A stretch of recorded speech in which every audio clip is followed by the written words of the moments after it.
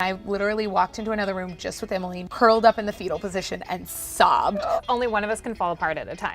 So that's the one thing that you've learned. Like, I'm like, okay, you can fall apart right now, but then you got to get back up and we got to keep going.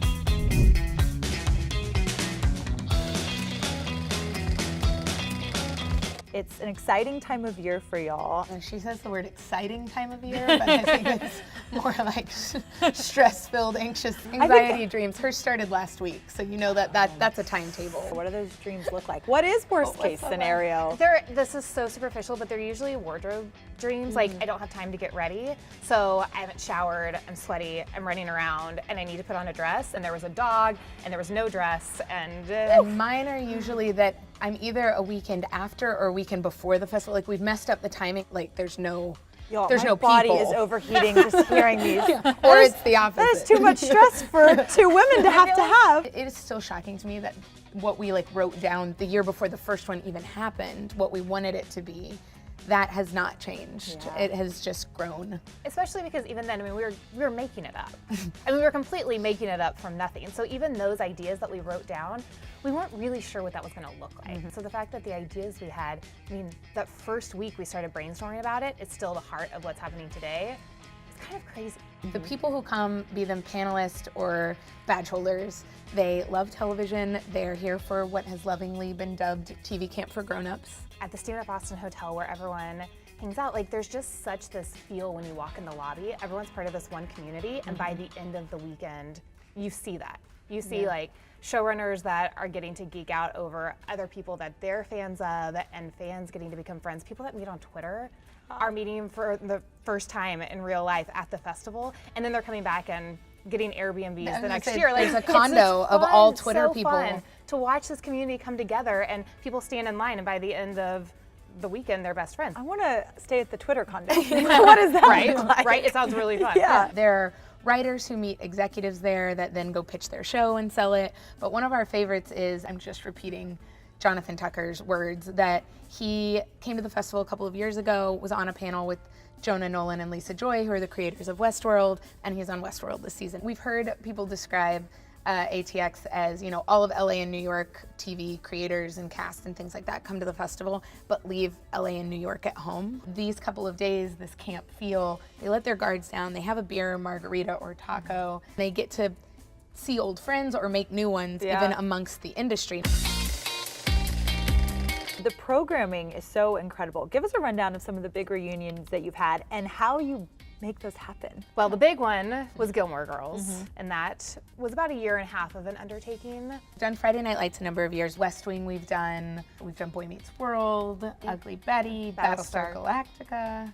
And it always starts from someone within the cast or the creator. Our favorite story was Emily running into America Ferrera at South by Southwest and saying, would you guys ever do a reunion? And she was like, yeah, how about this year? We sent her an email. It was really 24 hours. In 24 hours, she sent it to all the rest of the cast, and within 24 hours, they had all signed on. This year, we're doing Felicity. We've been trying for it for 2.5 years. We're doing it with our partners, FX Networks, because it's the end of The Americans, so there's double duty. And now it's 20 years since it premiered, so it's a nice round number. We do like round numbers when we can. And how cool to be a vehicle for that. Yeah. That must feel really special. Yes.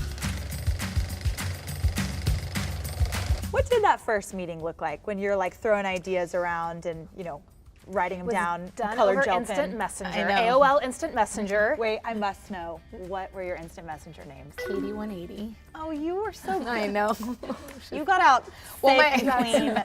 Katie 180. Mine was M Dreamer, like EM Dreamer. Okay, I'm totally not telling all Wait, mine. no, you have to tell us. No, I Yes, thought we were no. all going to be on the same rock bottom page. I had a first one that was Tig 8 Gur. There we go. Okay. That's what I'm looking for. Yeah. I was Charlie's Angel 550.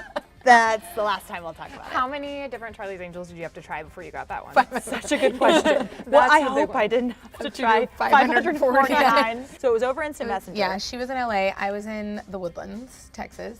I was working at Anthropology, trying to figure out my life. I was looking for a job. I thought I would work for Austin Film Festival or South by Southwest, and I was just like trying to figure out a way to get to Austin, and literally said, like, where's the TV festival? I'll go work for that. Like, I'll go wherever that is. And couldn't find the Tribeca or the Sundance or the whatnot for television. And she said, write it down. Like, what does it look like? It was a solid year of telling people this idea and getting their reactions. Yeah. And the people who worked in television were like, yeah, why isn't there one? It just sort of snowballed into a Kickstarter campaign and into the first year that was 36 hours and 700 people. So as you look back at the two young women that started this festival, what would you have told them? It's funny, but I think the actual biggest blessing is that we're kind of young. We were very naive about what we were starting and didn't really know the hurdles. We had no idea, and I think that actually helped. We think about the first year a lot because you had no expectations. Yeah. We didn't look 40 steps down the road because you'd get paralyzed and plan it for 3 years, and then somebody else would have done it in the meantime. A lot of our panelists, like, we'd only talked to on Twitter. Like, I remember meeting Noah Hawley, who now is the creator of Fargo and Legion, at the festival. He had been on a panel and he was like, oh, you do exist. Like, we were never spoken on the phone. It truly was it takes a village. We're about to launch our first podcast, basically taking the concept of the panels at the festival and boiling them down to a much more intimate, accessible, deep conversation. I think the one that stands out for both of us is we did a recording with Marta Kaufman, creator of Friends, and her daughter, Hannah Cantor. They both work on Grace and Frankie, the Netflix series. And it was this conversation that was around what's your pitch? Like, so it was like the history of Friends, like how she sold it, how it became a thing, when she knew it was special. And then it was Hannah's memories as like a 10-year-old on set. Marta asked her daughter questions that they probably have never asked before of like, what did you think as a teen on set? At one point she asked her, were you impressed? And this like beautiful, genuine, like, did you know what was happening way? Yeah, it was really special for us. All this talk of each year's festivals and how special they were makes me so excited for this year.